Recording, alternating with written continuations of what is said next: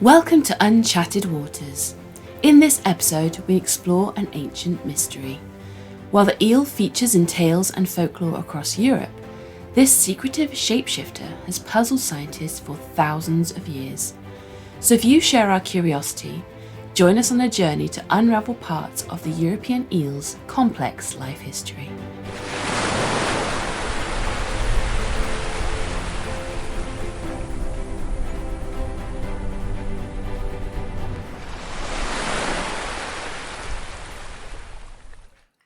Welcome to Unchatted Waters, the podcast that talks to the people behind the science. I'm Kirsty Bradley, your host, and I'm excited to introduce two guests joining me on a journey of discovery in our new series.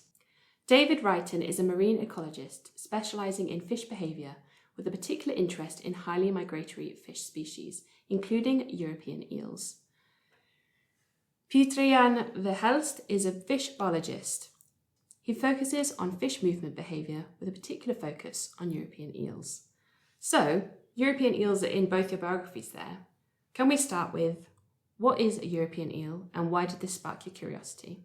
Okay, so eels are a snake-like fish found across Europe and also in North Africa. It's probably the most widely distributed fish species in Europe. Most people will encounter it in the freshwater environment, rivers, lakes, streams and so on. But it's quite a special fish, because it starts its life in the marine environment before migrating to freshwater and then returns at the end of its life to the sea. This is a life history strategy, as we call it, known as catadromy, which means start marine, move to freshwater, and then back again. And this in part contributes to its mystery. And eels have been subject to a number of tales in folklore and in myth, which are fascinating to talk about. But the thing we're talking about today is eel as a scientific study and the science of eels. So my own interest in this began about 20 years ago when two colleagues, Kim Aristrup and Finn Auckland, introduced me to some data they'd collected on the behaviour of eels in the oceanic environment. And it was unlike anything I'd ever seen before, in contrast to other species that I'd worked with. There was something about the way that it moved and the extremes of its environment that really fascinated me, and I needed to know more. And from that moment on, eels have been a very significant part of my studies. Brilliant. So PJ, I'd like to ask you the same question. What sparked your curiosity in the European eel? Well, it's a bit difficult to say actually. I came into contact with eels when I was already a kid. When I went fishing, angling, I caught an eel, and I don't know how exactly, but I already learned at a young age that there was something mysterious to the animal, that it did not spawn in our backyard basically, but somewhere overseas. Although it was much later that I learned that the story was very complex and it spawned somewhere in the Atlantic Ocean. But I think it's the whole mysticism about the species and maybe as well a bit the shape. It's not your typical goldfish in a bowl. It looks more like a snake than a fish, you would say. And then the more you read about it, the more fascinating it comes, as hopefully we will show during this podcast. So we've talked about the curiosity in the European eel. Let's start off at the beginning then. Where does the life of an eel start? So this is a question that has puzzled scientists for thousands of years. Wow. And the first documented example of someone articulating what could be called the eel question goes back to Aristotle, who wrote more than 300 years BC. Wow. About the eel and how its ancestry, if you like, or its life cycle was very, very difficult to trace. There was no sign of how it reproduced. And this was the case for many, many years, and eels have proven very, very difficult to understand ever since. Generations of scientists have become frustrated about this, including Sigmund Freud, actually, who spent a fruitless summer trying to understand the reproduction of European eels. But it's in the late 19th century when things began to get unlocked, because a scientist in Italy, Giovanni Grassi, captured an individual or some individuals of a leaf-like fish and transported them to an aquarium, where he was astonished to watch a transformation into the juvenile form of the European eel. Now, knowing that the juvenile form and the larval form were different enabled a very, very clever Danish scientist called Johann Schmidt to plan a series of surveys to go looking for this larval form across the Atlantic Ocean. Now, Schmidt developed a number of papers, and I'd just like to read a quote about how he perceived the concept of the European eel from one of his early papers from 1912. And he said, "The whole story of the eel and its spawning has come to read almost like a romance, wherein reality has far exceeded the dreams of fantasy." And I would say from my own work on this, that every time we think we understand the eel life cycle, it becomes an ever deeper mystery and an even more fantastic tale about how it lives its life. But what Schmidt found from these surveys in the early 20th century was that the very smallest larvae could be found in the Sargasso Sea, near the Bermuda Triangle. So that's the leaf shape. The larval shape is what you're describing, is that leaf. This like leptocephalus, yes. The translation, if you like, means leaf-like. They're very transparent. They have ferocious-looking teeth, very tiny heads, very, very different from what an eel looks like, which I've is never why... seen anything like it. No, quite amazing. In a sense, that you can think perhaps of leaves blowing on the ocean currents as they travel back. And Schmidt found the very tiniest forms of these, about 5 millimeters long, in the Sargasso Sea. And he drew a series of contours around where the smallest larvae could be found, and essentially showed this bullseye right in the Sargasso Sea. A really difficult place to survey, and in the 100 years ever since, people have been going to the Sargasso Sea to find larvae, to try and track down spawning eels, but have never succeeded. Really? So never been found again? The spawning eels have never been found again. Larvae have been found. Oh, okay. But the sort of the holy grail of these kinds of surveys to detect and find a spawning eel has never actually been achieved. Wow, that's really fascinating to hear about this really unusual larval form of the eel. So, PJ, can I ask you, how do they then get to Europe? Because eels are known all over Europe, aren't they? There's these studies by Schmidt. If you now think of these ships and shipping surveys, they are being done by big diesel engines, big boats. But back in the days, over 100 years ago, these intensive shipping studies were done by sailing boats, and it was the dawn of steam trawlers, if I remember correctly. So it's really amazing how he managed to take such a study place. So I really, even that aspect on whole of research shows how dedicated people were to find an answer to the big eel question. But so then to answer your question, how they reach our coasts, these larvae they are being born probably 6,000-7,000 kilometers from here, and they probably drift on oceanic currents to eventually reach continental Europe, but also oceanic islands. And as they come in close to the continent, so they reach the continental shelf, the shallow zone of maximum 200 meters, they enter into the North Sea, the English Channel. They start to transform into very small but still transparent eels. So as Dave was mentioning, the Leptocephalus larvae doesn't look like an eel at all, more like a leaf, while the next life form, the glass eel stage, starts to look like an eel, although only 7 centimeters long and still transparent. What triggers this metamorphosis is still very unclear. It has probably something to do with maybe location, maybe temperature, maybe food. But when they start to arrive, or at least the Leptocephalus larvae start to arrive at the continental shelf, they start to develop into glass eels. And for, let's say, the English Channel and the southern part of the North Sea, that starts somewhere January, February, and can last even until May, that we see these glass eels at our coast. So with the peak somewhere in March, April. Now, one thing that is quite significant to mention is that these number of glass eels, they are being monitored throughout Europe. What has been found through this decade-long monitoring period is quite an abrupt drop in the number of these glass eels, a drop of over 90%, somewhere at the end of the 1970s, early 1980s. And this showed that there was something happening with eel populations, so they were declining. And due to that, they are now listed as a critically endangered fish species on the IUCN red list. So I have a couple of questions to follow up with you. Metamorphosis, that is the shape-shifting that happens in the life cycle from different forms. Is that right? Exactly. Okay, and I also would like to jargon alarm you for the IUCN, please. So IUCN is the International Union for the Conservation of Nature. Yeah, so just to come back on that, PJ, because you said there that the number of eels that is arriving at our coasts has dropped quite substantially over the last 40 years. And I think it's probably worth thinking a little bit about that and the hazards that eels face as they move between different environments and they move between different parts of their life cycle, because that journey across the Atlantic, that little leptocephalus larvae, is quite a hazardous journey, swept on ocean currents, perhaps at great depth.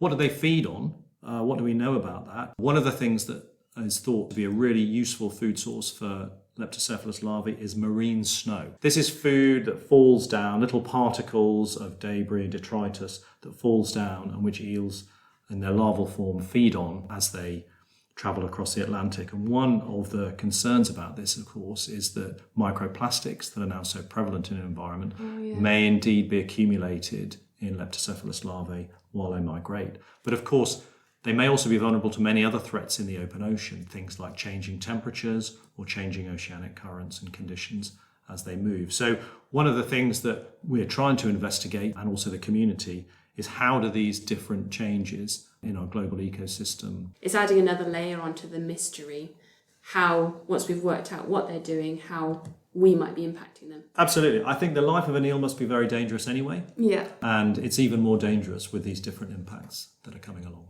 So shall we talk now about another shapeshift or metamorphosis? On to the next stage. What happens to them once they've come into the rivers? They're glass eels. What is the next change that they experience? After the glass eels have migrated upstream, settled, but they can even settle in a marine environment. So not all eels migrate upstream into fresh water, also settles coastal areas. But as soon as they settle and they start to feed, their transparency starts to disappear as they develop color. They don't swim in open water anymore like the larval stages, the leptocephalus stage, but also the glass eel stage do. But as soon as they start to feed, they live close to the bottom. And that's also where they find or search for their food and hunt. So to do so, to be protected, not discovered by predators, they will develop this brownish yellow color. And that's why we call them at that stage yellow eels. So because of their color. They are very well adapted, camouflaged to the mud color of riverbeds.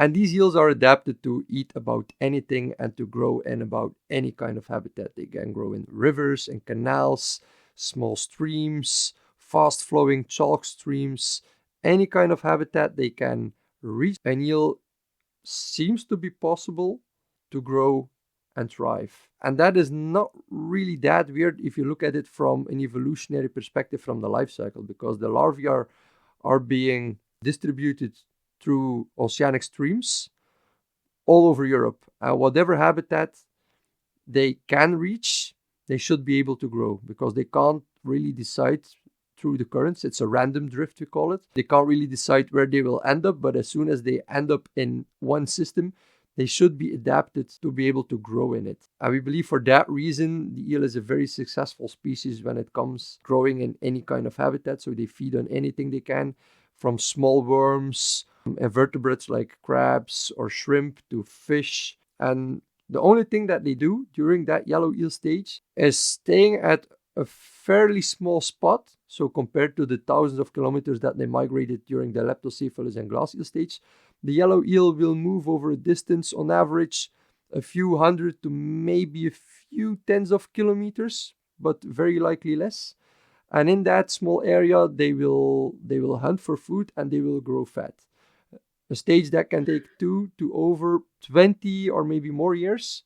And this fat is something they accumulate because it's what they need to eventually migrate back to the spawning grounds.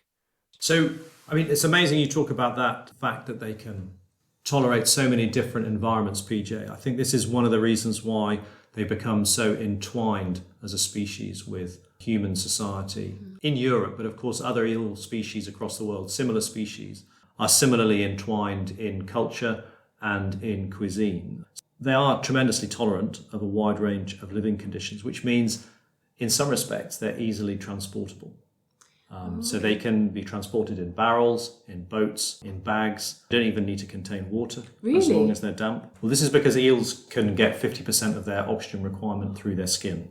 So because they're so tolerant of these wide range of conditions, they can be carried to many different places. And after the Great Fire of London in 1666, Dutch eel barges brought tons upon tons of eels to London to provide fresh protein for the people of London at this time of great crisis. And it was only in the 1930s when a royal decree came to an end that gave those same Dutch eel barges free mooring along the Thames, which was quite something sought after. But this tolerance, I think, is a bit of an Achilles heel in some respects, because it means that eels can tolerate not just poor conditions that we would expect naturally, but also poor conditions, pollution, damage to river systems and so on.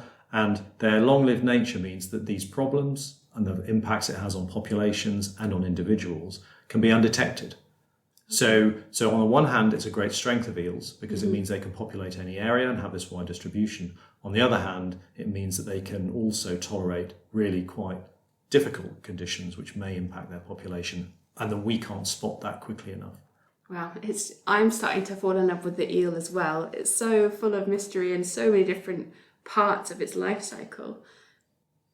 So we've gone from our leaf-like larvae, we've gone to being a glass eel, very small, we've gone onto a yellow eel. Does it have another colour change? Yes, Kirsty, it does. And there is a final metamorphosis into something called the silver eel. You can probably guess why it's called that. But there are many different transformations that happen in this final stage of life for eels. So a silver eel is known as such because of its silver belly. Its dorsal side, actually, its back, typically is very dark. Is that because you want to not be seen by predators from above, and being dark against riverbeds quite good, and then from below being light against the surface is quite good? Is that why it's got that split? It's exactly that. So silver eels become silver while they're still in fresh water, but actually it's a pre-adaptation for living in the marine environment and the dangers they face there. Other pre-adaptations are the eyes grow much bigger and the internal mechanisms of the eye change as well, so that the eels become better equipped to detect low levels of light. Wow. They also get an increase in fat content within their bodies so that they can use that fat to power them on the way to the Sargasso Sea. It's still a fairly mysterious thing. Trigger for silvering, as it's known, is not really understood. Quite exactly how eels migrate through the ocean, where and in what numbers, and how they do that, whether that's in shoals or individually, is not known, because no silver eel has ever been caught in the ocean. And very occasionally they are discovered in the stomachs of predators, but they essentially disappear once they reach the sea. Pure shock. See, we haven't found a single silver eel in the ocean. No silver European eel has ever been caught in the ocean in any state. The only way that we can know what they do is to track them using electronic devices that we attach to them or implant in them before they leave. So we've come to the final life stage. There's no more shape shifting that's happening. We've gone from leaf to glass to yellow to silver. So what happens to the silver eels next? We've talked about spawning a little bit, but let's dig into that. What do they do in that adult life? Well, a silver eel has to migrate that distance back to the Sargasso Sea, which could be 7,000 or 8,000 kilometres from the furthest point at which an eel will start to migrate. And it's migrating in the ocean, a dangerous place. It's full of predators, it's full of confusing currents, and it's a very extreme environment in many respects, sometimes warm, sometimes cold. What we've found out from the tags is that eels adopt a very characteristic behaviour. They stay in very deep water during the day to escape predators, and at night they'll move up into shallower water, perhaps select warmer water, which might help them with metabolism or maturation, for example. It might help them understand where they are in the ocean so that they can navigate. We simply don't know at the moment, but even though eels come up into shallow water, as I described it, that's still very deep compared to what we would understand. So shallow for an eel would be about 200 metres depth. Oh, wow. And at its deepest, an eel will be migrating at about 1,200 metres. So really quite extreme. And the temperatures that we've logged eels experiencing range from about -1.5 degrees centigrade when they're migrating through the Norwegian Sea, up to about 24 or 25 degrees centigrade when they're reaching the Sargasso Sea. And the time it takes for that journey seems to range between perhaps 8 months, but maybe even to more than a year. So it seems like we've really started to unpick some of the mystery. Is there anything weird that eels do when they're starting to migrate towards the Sargasso Sea? Yeah, a few years ago, we tagged eels with the so-called data storage tags. As Dave was mentioning, are logging temperature and depth data on the eel. After a while, they detach from the eel, wash ashore, and when they are found and being retrieved, we can download the data. Now, the eels that we tagged from the Belgian coast, the logical migration they could take is essentially turning west and go through the English Channel. Most of the eels that we tagged eventually did that, but there were a handful of eels actually migrated up north. Two of our tags were found near Scotland, and when the trajectories were calculated, it also appeared that part of the eel population migrates north to reach the Atlantic Ocean. So within the North Sea Basin, there is what that means, what the significance of such a detour is very hard to tell. It can be expected that it takes them much more time and probably energy to complete the journey, but then again, it's a very mysterious species and probably they can manage to do it. Based on what we see, you would think that they're not playing by the rules, but maybe we just see the rules differently. And maybe for that species in particular, it's just a normal way of doing. Some people go to a store close by, others go to a store at another village, and I think it's maybe just individual variability. Might be some specific guiding cues that they follow, and while for us it seems very unlogic to take such a detour, maybe for them it's just an easy step and not a big deal at all. It's again another mystery. The story we've got of eels that migrate from eastern parts of their range all the way to the Sargasso Sea has been put together by piecing together sections of the migration. So we have managed to develop an idea of that full route, but it's been done using a number of different tagging experiments over time. And that's why it's taken us so long. So you've got parts of the jigsaw puzzle, but not every single piece is fitted together yet. Not quite. So of the jigsaw puzzle that we already have, what's the benefit of completing the picture as best we can? The most important part is that the better we understand the whole life cycle of the eel, we can better take actions to protect this endangered species. If we see that certain parts of the life stage are incredibly impacted and we know these impacts, then of course we can hopefully advise policy to take actions.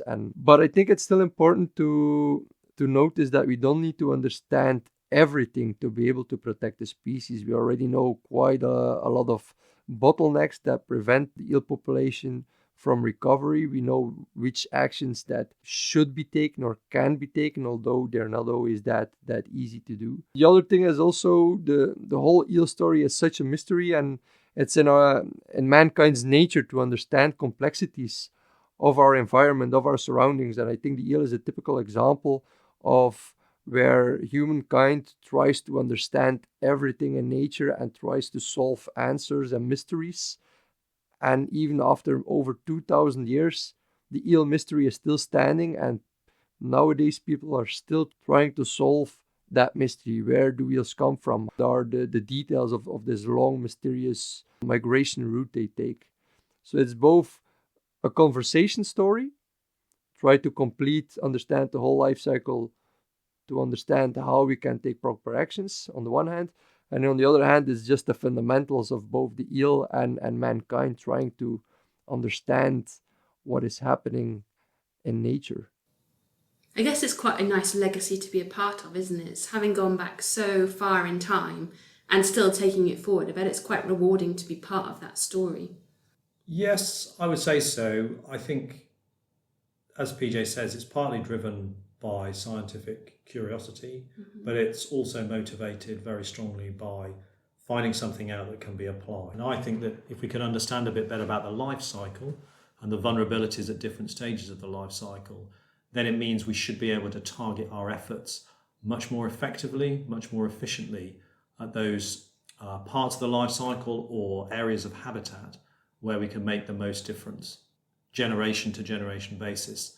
Brilliant, thank you so much. This has been a really fascinating mystery that we've started to unpick during this episode. And it's time for our fun fact.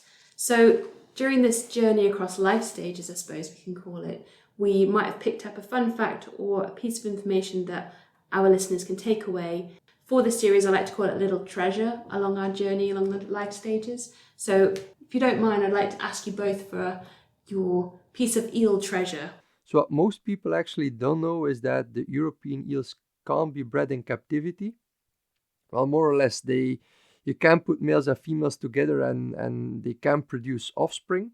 But after some time, the offspring die. But so the complete cycle is not completely closed yet. And understanding the European life cycle better would enable to close that gap, potentially, meaning that if eels could be bred in captivity, it could take away at least some pressure from the wild stock in terms of fishing.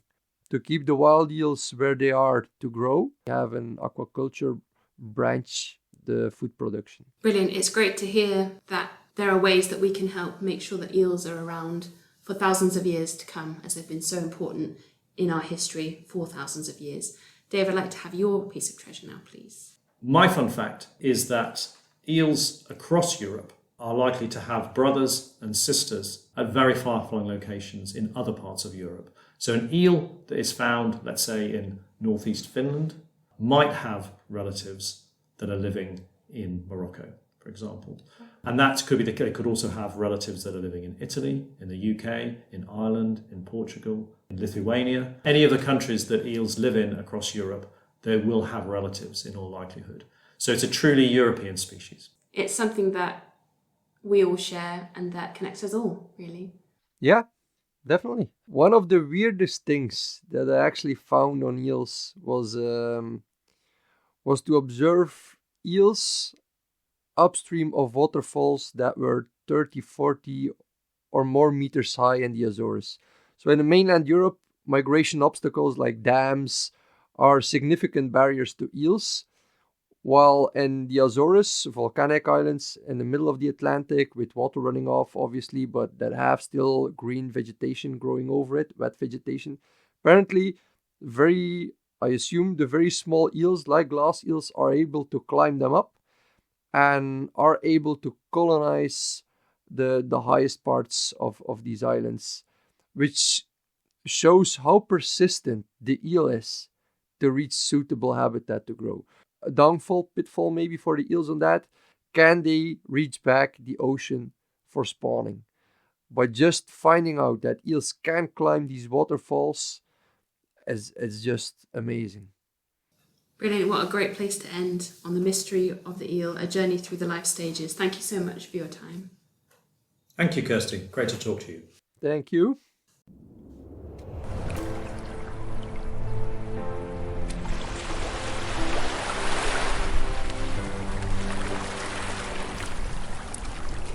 Thank you for listening.